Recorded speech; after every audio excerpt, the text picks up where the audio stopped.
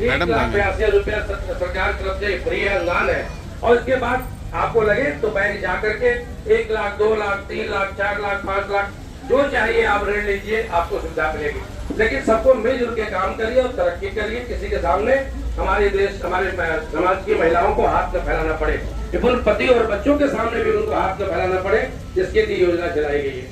अब आइए स्वरोजगार योजना, सीएम युवा योजना चलाई गई है, जिसके लिए कोई भी घर में आप अगर लड़का है वो 18 वर्ष से ऊपर का है और 48 वर्ष से कम का है, वो बच्चा अगर कोई काम करना चाहे, कोई पुरुष घर में या महिला कोई उद्यम करना चाहती है, पहली बार ऐसी योजना माननीय मुख्यमंत्री जी ने चलाई है, जिसमें 5 लाख रुपए तक बैंक से आप लोन लेंगे, आपको कोई ब्याज नहीं लगेगा।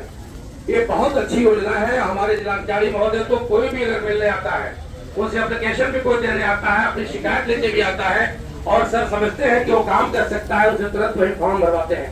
एक ऐसी योजना है जिसमें जाओ, तुम काम करो और जो आपको अच्छा लगे वो काम करिए। तमाम काम की लिस्ट है। आप GMDIC के यहाँ जिले में संपर्क करेंगे, ब्लॉक पे भी संपर्क कर सकते हैं, तो आपको फॉर्म भर करके और बैंक से 5 लाख रुपया मिलेगा। और आप कोई भी काम करिए, आपके पास वहाँ जहाँ काम करेंगे वहाँ जमीन होनी चाहिए। आप वहाँ पर जाके बैंक वाले सर्वे करेंगे और आपको मैं शॉर्ट बता रहा हूँ, जब आपको काम करने का विचार घर में आए, कोई आपके पति हो, आपके बेटे हो जो 18 से 48 के बीच में है, तो उनसे अगर काम करना है 5 लाख रुपया कोई ब्याज नहीं, तो ये आप लोग जाकर के और अपने उद्योग में लग सकते हैं। क्योंकि खाली मनुष्य शैतान का घर होता है। आपके घर कोई भी अगर काम पर लग जाएगा तो नौकरी तो एक पीढ़ी देती है, अच्छा उद्योग चल पड़ेगा, कई पीढ़ियों में आपका कई पीढ़ी उसमें लग के काम कर सकती है और घर का पूरा परिवार भी उसमें इंगेज होकर काम कर सकता है और अपना जीवन यापन बहुत अच्छे से कर सकता है। सभी उपस्थित आदरणीय सहयोगीगण और सामने माता, बहनें, बच्चे, आदरणीय नागरिकगण, ये बैठक क्यों हुई है, इसका उद्देश्य क्या है?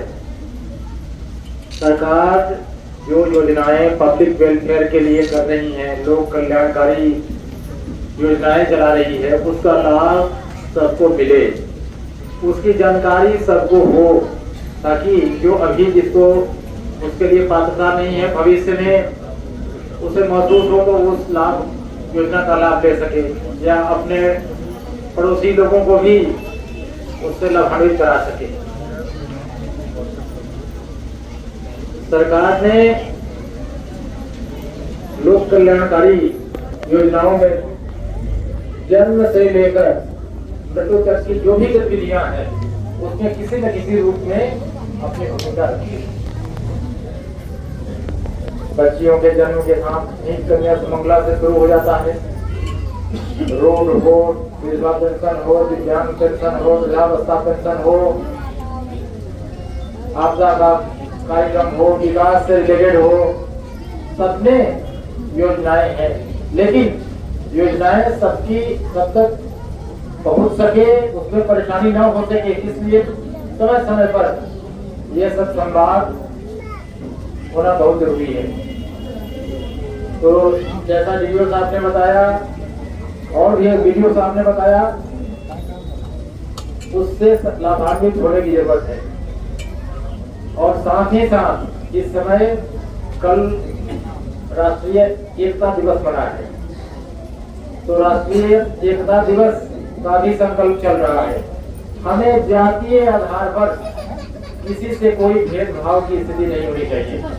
हमें अपने समाज को एकजुट अच्छे कारणों के साथ देखने परखने की जरूरत है। जातीय आधार पर कोई भी भेद नहीं होना चाहिए, तभी हमारा राष्ट्रीय एकता का संकल्प पूरा होगा, तभी हमारा समाज, देश मजबूत होगा।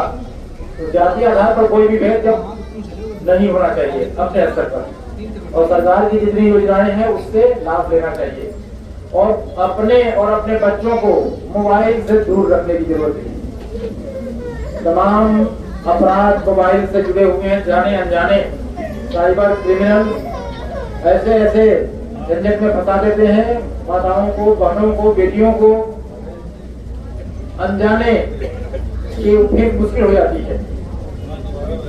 तो उससे मोबाइल पर कम से कम मोबाइल का केवल उपयोग हो रील देखने, रील बनाने, वीडियो देखने, वीडियो बनाने में मिनिमम उपयोग, केवल अपने पॉजिटिव कंस्ट्रक्टिव मतलब जिससे हमारा लाभ हो, समाज का लाभ हो, उन्हीं बिंदुओं का से मोबाइल का यूज करिए। ज्ञानार्जन में कर सकते हैं और चीजों के संवाद में कर सकते हैं, अनावश्यक नहीं, क्योंकि उससे बच्चों का मानसिक विकास रुक जा रहा है, विकृति हो रही है, ब्रेन कमजोर हो रहा है और आपका समय बर्बाद हो रहा है जो उसके चक्कर